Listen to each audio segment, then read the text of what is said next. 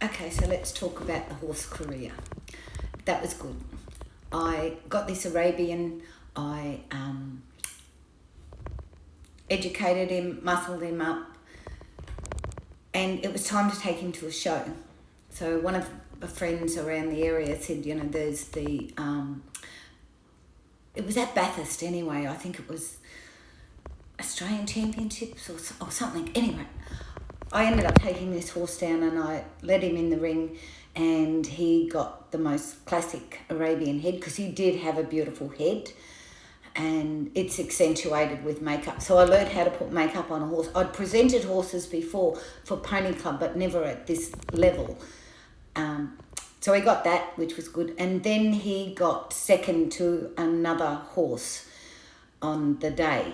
And I'm off getting photos taken. I thought I was finished. But then the horse that I got second to, he got champion of the show. So they're calling out for me to go back in because that horse stands for champion, and then another horse from another area or whatever stands for champion too.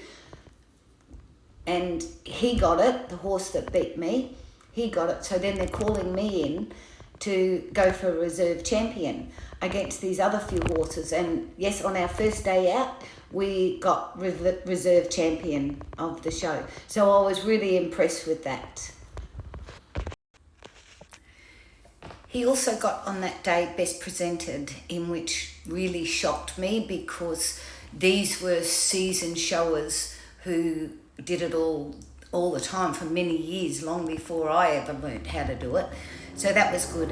And I remember the judge saying to me, and the judges quite a few times over my show career, because my horse was white. He was a grey horse, but he was basically white. And the judges said to me, how do you get a white horse to shine like this? Because he just used to be gleaming. And I'll tell you a little secret. I used to wash him in Jif. You can't use the lemon Jif, but because it turns them yellow. So I'd wash him in Jif, and then when I'd dry him off, I would put Magic Silver White over him, just very lightly, in a bucket of water, just throw that all over him. Then I would spray him with Show Sheen, and then I would put all his rugs on and let him dry under the rugs. And then, of course, I'd plait all his mane and everything up. And I used to do a lot of the other horses when we'd go away on weekends. I would help my friends out and plait because I could plait a lot better, neater than what they did.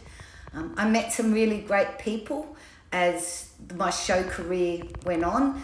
And there was a bunch of us girls that used to just go away on weekends all around New South Wales and showed our horses. That was fun.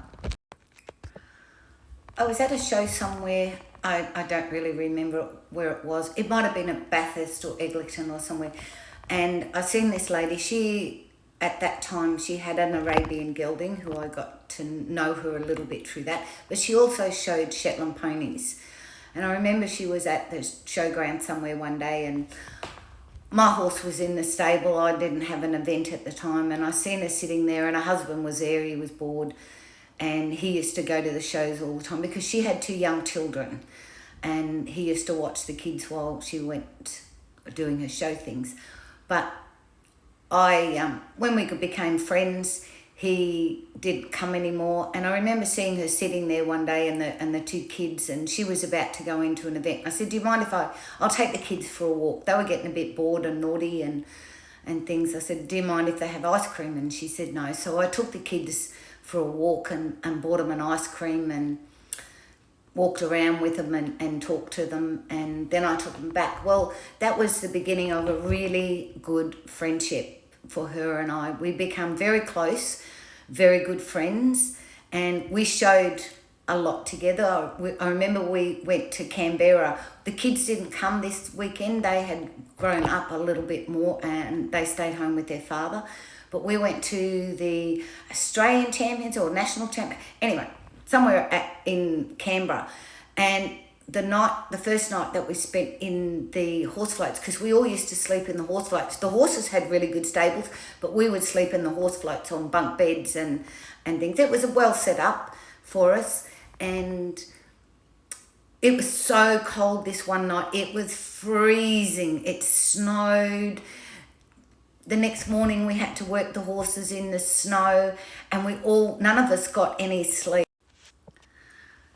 The next night there, it was still freezing cold, so all us girls just threw the stretchers out and all slept on the floor of the horse float together. We had all the spare horse rugs on top of us and everything, trying to keep warm.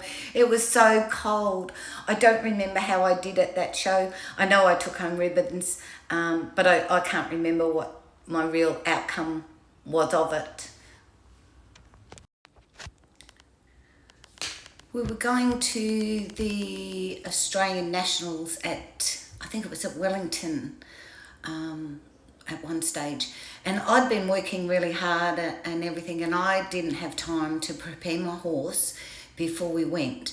So he'd been in the stable and he'd been laying on the sawdust, but in his own shit. He'd shit overnight and he'd laid it and he had all these big brown patches all over him. He was dirty, his legs were dirty, his tail was dirty, and I just threw him on the horse float the morning we were going to Wellington and took him, got him off the float, went over to the wash bay where everybody was washing their horses and things, and they all laughed at me. They said, "Oh, Loretta, you're never going to get that horse clean. You may as well put him back on the float." And I heard somebody sort of in the distance saying, "Oh, she won't beat us best presented today." So I put him in the sand arena and let him have a roll while everybody else was washing their horses. And when they went off, I threw him in the wash bay and washed him and did the GIF thing and everything that I normally did.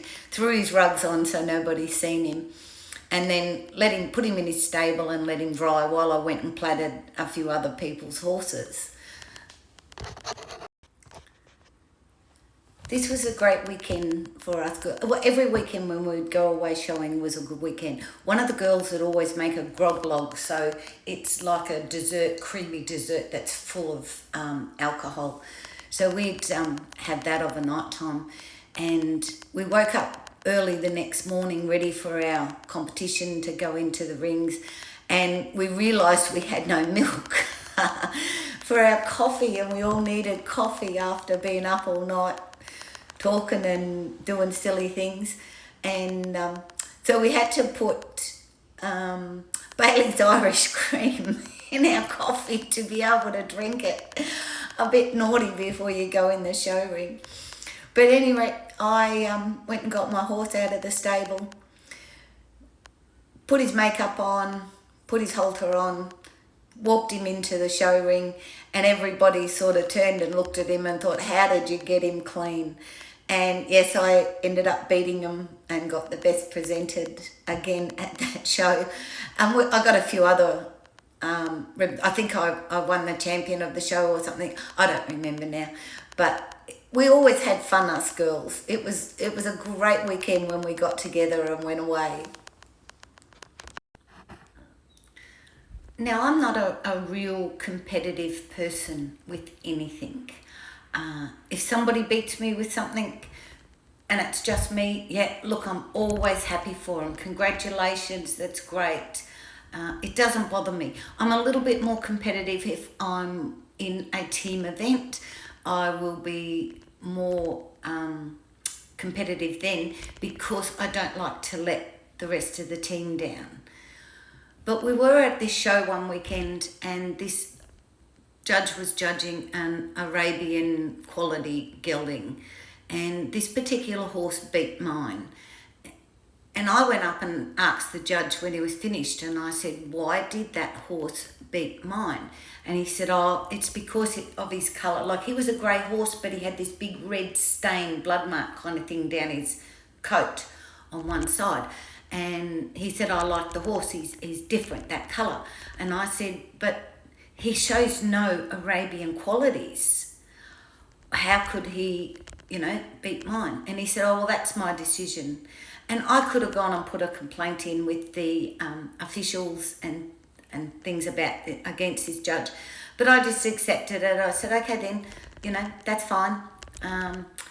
Everybody has, really it's only the judge's opinion on the day anyway. And I went up and congratulated the other woman and said, you know, great, congratulations, you did well, very happy for you. And just left it at that. That's why me not being so competitive, I would always go along and plait everybody else's horses and help them present them and braid their tails to make sure they look the best when they went in the ring. And all these people competed against me. But not being a competitive person, yes, I've done these things, and but it was always just the social thing for me, getting away with the girls and the horses and having fun and everything. Yeah, I achieved things, but I always like to see other people achieve things too. Okay, so a little bit more about the friendship of this woman and myself. Both her husband and my husband got on really well, so we spent a lot of time socially together, either at her place or at our place, or doing things. And when we went away with the horses, we were always there for each other. And I watched her kids grow up. She was having a bit of trouble a few years later in her marriage because they'd put a relocatable home on their property. She was annoyed with her husband because he wouldn't do anything, and, you know, it didn't feel like home. There was no gardens or anything. So to help her out one weekend while she was away, I had organised with her husband that I went down there for the weekend, and I built her this beautiful big circular garden at my expense, trying to make it feel nice for her to hold the marriage together and that. And I bought all standard roses. I made this big design. I bought all plants underneath for it. I bought all rocks and everything to put on it. Did it all by myself all weekend. Her husband helped a little bit with different things, but not overly, just to make life a little bit better for this lady, because I really cared about her, and she was one of my dearest friends. I spent a lot of time with this woman. If we weren't going to a show somewhere, some weekends I'd go down to her place and I'd help her out with the horses and exercise them or do, you know, different things with them. I did spend a whole weekend in a stable down there with a little tiny foal. It was only a Shetland foal, so he was only tiny and he was very sick.